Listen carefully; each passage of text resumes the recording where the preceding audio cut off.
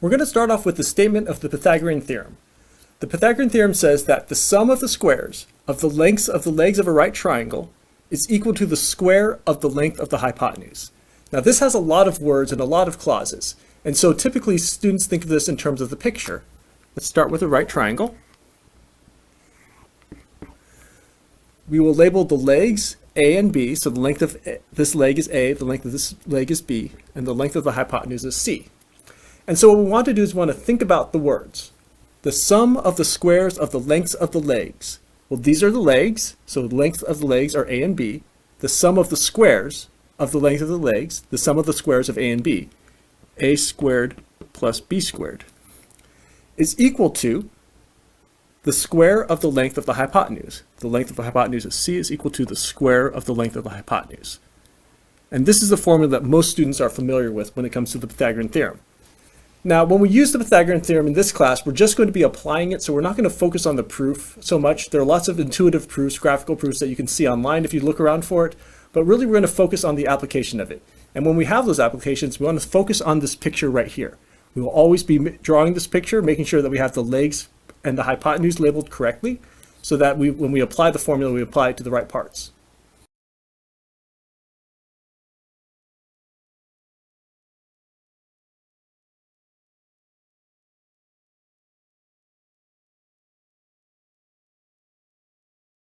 Our first application of the Pythagorean theorem will be the derivation of the distance formula. Now you may remember the distance formula from a previous math course, but sometimes students in their memories, they get the plus signs and the minus signs mixed up and everything. And so by thinking through the derivation, it gives us the opportunity to fix those things rather than just hope that we've remembered it correctly. So we're going to start off with 2 points. We'll call them x1, y1 and x2, y2.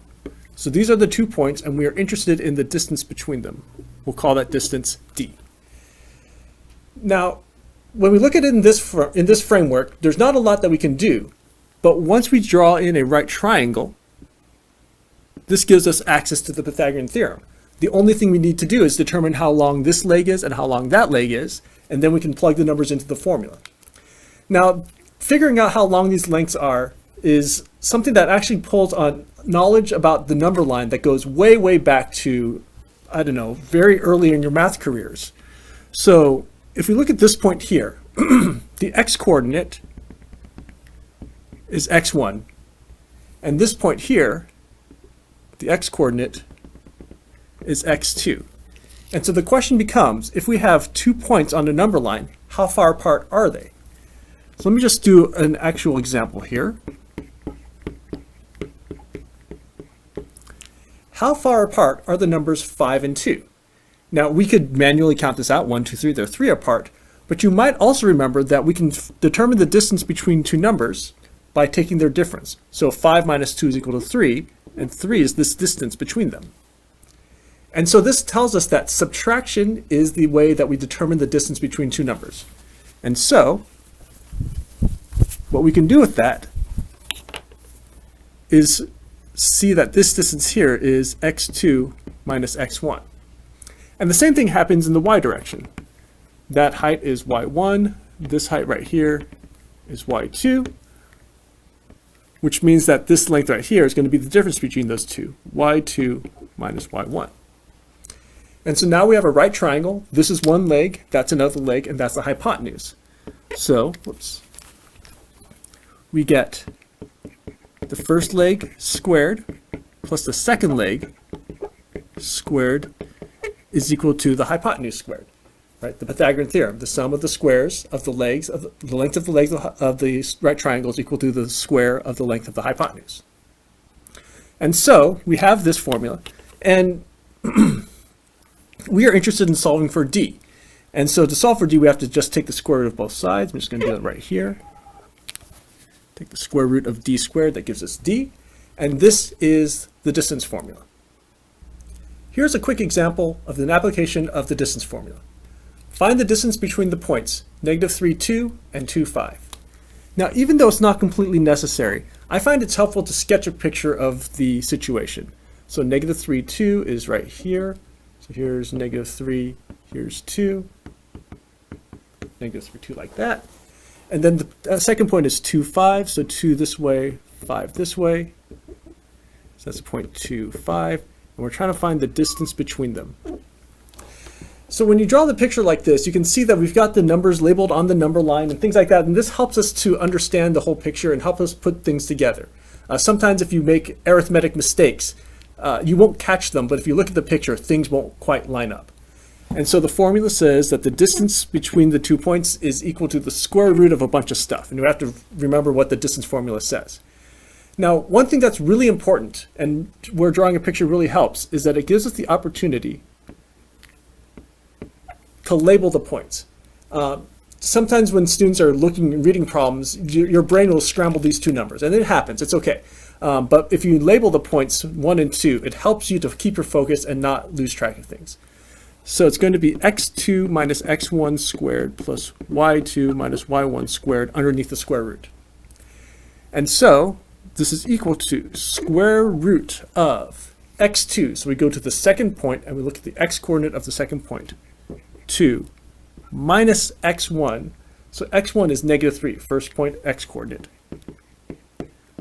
Squared plus y2, which is 5, minus y1, which is 2 squared. Subtracting a negative is addition, so 2 plus 3 is 5, 5 squared is 25, plus 5 minus 2 is 3, 3 squared is 9, 25 plus 9 is equal to square root of 34. Now we can do a quick check. 34 is equal to 2 times 17, and so there are no square factors there, so we can't simplify that any further. And so this quick calculation using the distance formula, there are a couple things to think about. One of them is this mistake right here. Oftentimes students, if they're going quickly, they'll just do 2 minus 3 and they won't get the right answer. Remember that it didn't come up in this problem, but a negative number squared is positive. That is a mistake that I sometimes see.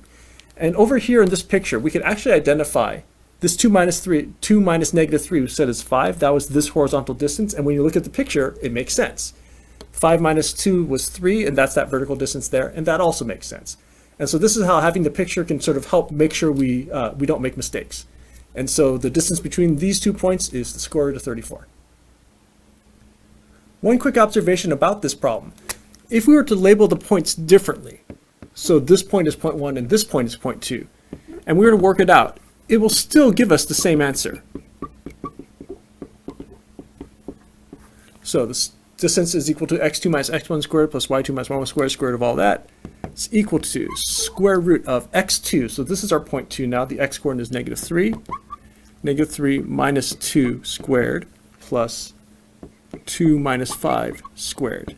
It's equal to the square root of -5 squared plus -3 squared. And since a negative squared is positive, we have 25 plus 9, which is still square root of 34. So even though we numbered the points differently, we still ended up with the same answer.